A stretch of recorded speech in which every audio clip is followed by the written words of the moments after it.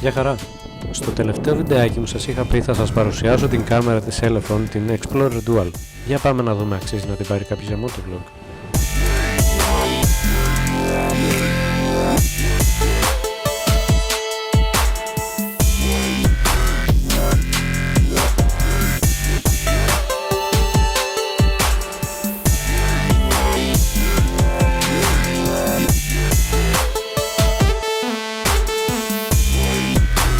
Αυτή λοιπόν είναι η κάμερα της Elephone, η Explorer Dual.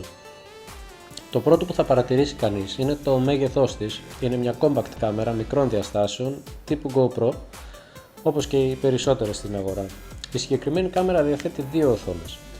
Η βασική οθόνη πίσω είναι LCD 2 inch. Εδώ απεικονίζονται το πεδίο εγγραφής, πληροφορίες για το βίντεο, οι ρυθμίσεις της κάμερας.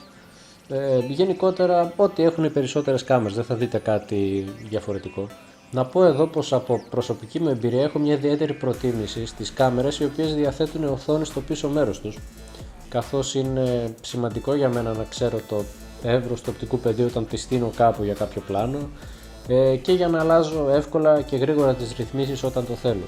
Βέβαια αυτό μπορεί να γίνει και με το κινητό για τις κάμερες που έχουν Wi-Fi, όπως και αυτή εδώ, και αυτή έχει Wi-Fi. Αλλά είναι ένας μπελάς λιγότερο στο να έχεις οθόνη και να μπορείς εύκολα και γρήγορα με δύο κουμπάκια να βάζεις τη ρύθμιση που θέλεις. Η οθόνη παρεμπιπτόντως δεν είναι touchscreen. Στο εμπρός μέρος βρίσκεται λοιπόν μια δεύτερη μικρή οθόνη, μια OLED 0,66 inches, η οποία παρέχει διάφορες πληροφορίες κατά την εγγραφή, όπως το είδος εγγραφής, το βίντεο, αν είναι 4K, πόσα frames είναι per second, ανάλογα την ανάλυση, το χρόνο εγγραφής όταν τραβάμε το βίντεο, την ημερομηνία, καθώς επίσης και ένα κουμπί on-off και τον φακό, ο οποίος είναι της Panasonic παρεμπιπτόντως. Στο πλάι υπάρχουν κλασικές θύρες σύνδεσης, USB, HDMI, το ηχείο, το οποίο απορώ γιατί το έχει και θα καταλάβετε τι εννοώ αργότερα, και μία είσοδο υποδοχή για microSD, σημειωτών υποστηρίζει μέχρι και 64 GB αυτή η κάμερα. Ενώ από την άλλη μεριά είναι τα δύο κουμπάκια με τα οποία μάλλον μπορείς να περιηγηθείς στο μενού και να κάνεις τις διάφορες ρυθμίσεις της κάμερας. Από κάτω είναι η μπαταρία και από πάνω αυτό το κουμπάκι εδώ είναι το κουμπί εγγραφής και κουμπί OK για το μενού και το μικρόφωνο της κάμερας, που επίσης δεν μπορώ να καταλάβω γιατί το βάλανε. Δεν πρόκειται να μπω σε περισσότερη λεπτομέρεια σε αναλύσεις για το μενού και λειτουργίες της κάμερας. Θα επικεντρωθώ σε σημεία λοιπόν τα οποία ενδιαφέρουν εμάς που θέλουμε να τη χρησιμοποιήσουμε πάνω στη μηχανή, είτε στο κράνος μας, είτε σαν κύρια κάμερα εγγραφής, είτε ως βοηθητική επάνω στη μηχανή. Γενικότερα να δούμε αν τελικά αξίζει ή όχι για motovlog. Η ποιότητα του βίντεο που γράφει μια κάμερα εξαρτάται από δύο παράγοντες. Ο πρώτος και σημαντικότερος παράγοντας είναι η ανάλυση του βίντεο. Και υπάρχουν διάφορες αναλύσεις. Υπάρχουν η 720p, η οποία είναι η ανάλυση που είχε μια φορά για έναν καιρό το DVD.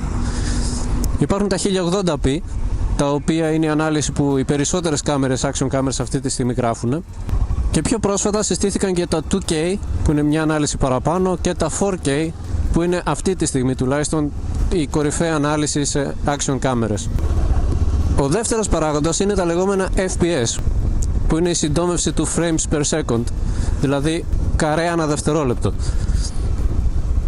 Και αυτό δείχνει τον αριθμό των καρέ που η μία κάμερα τραβάει ένα δευτερόλεπτο ώστε αργότερα να φτιάξει ένα βίντεο. Και σε αυτό θα βρείτε διάφορα νούμερα, 24 fps, 30, 60, 120 και πρόσφατα και 240. Η προσωπική μου άποψη είναι πως ένα βίντεο για να έχει μια ομαλή κίνηση και να είναι ωραίο στο μάτι θα πρέπει να είναι τουλάχιστον 60 fps. Στη συγκεκριμένη κάμερα οι αναλύσεις ξεκινάνε από τα 720p στα 30 και καταλήγουν μέχρι τα 4K στα 24. Και εσείς τώρα θα αναρωτηθείτε σε τι χρησιμεύουν όλες αυτές οι αναλύσεις και όλα αυτά τα νούμερα. Θα σας πω αμέσως.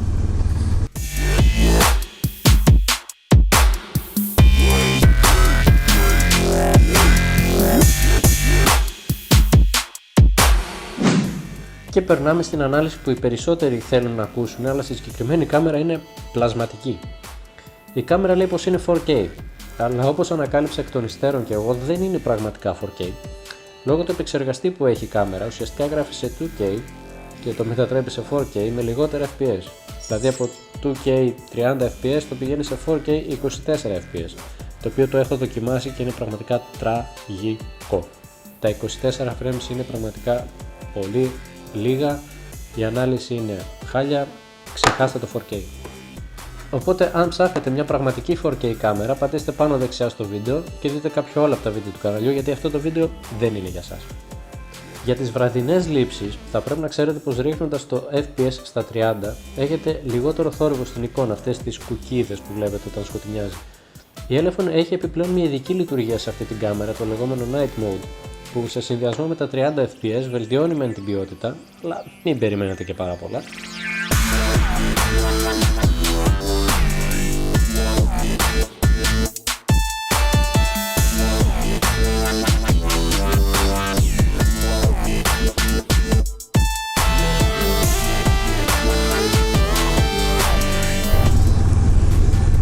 Η απάντηση είναι ναι και όχι.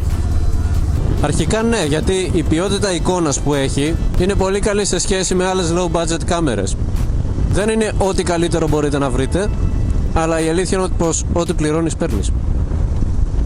Ναι, θα την έπαιρνα γιατί η μπαταρία κρατά 1 ώρα και κάτι.